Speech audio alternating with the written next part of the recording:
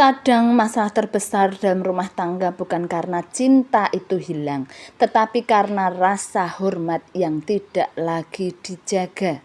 Saat hormat memudar, perintah terasa seperti tekanan dan penolakan terasa seperti ancaman.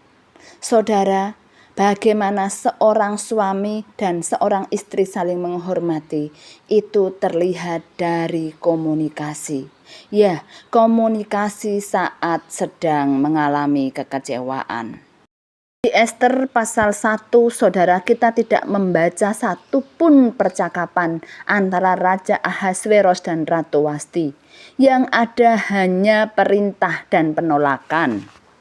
Mungkin masalahnya bukan pada penolakan itu, tetapi pada percakapan yang tidak pernah terjadi. Ketika harapan kita tidak terpenuhi, setiap orang akan bereaksi.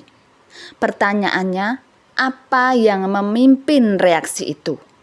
Apakah ego yang terluka atau hikmat yang menenangkan? Raja Ahasveros punya kuasa besar, tetapi pada saat itu ia kehilangan satu hal yang paling penting, yaitu hikmat untuk menahan diri.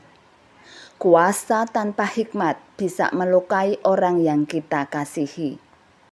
Kisah ini bukan hanya cerita istana dan mahkota.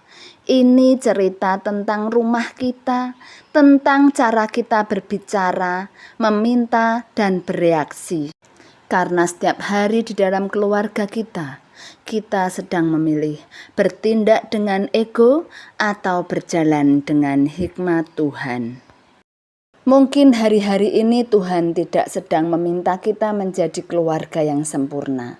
Tetapi Tuhan sedang mengundang kita untuk menjadi keluarga yang mau belajar saling menghormati, mau bicara dengan jujur, dan mau mencari hikmatnya.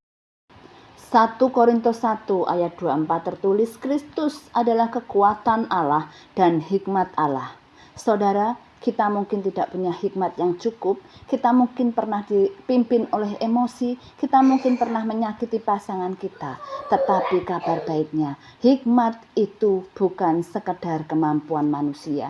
Hikmat itu adalah Kristus sendiri. Artinya apa, saudara? Artinya ketika kita mendekat kepada Kristus, kita sedang mendekat kepada sumber hikmat.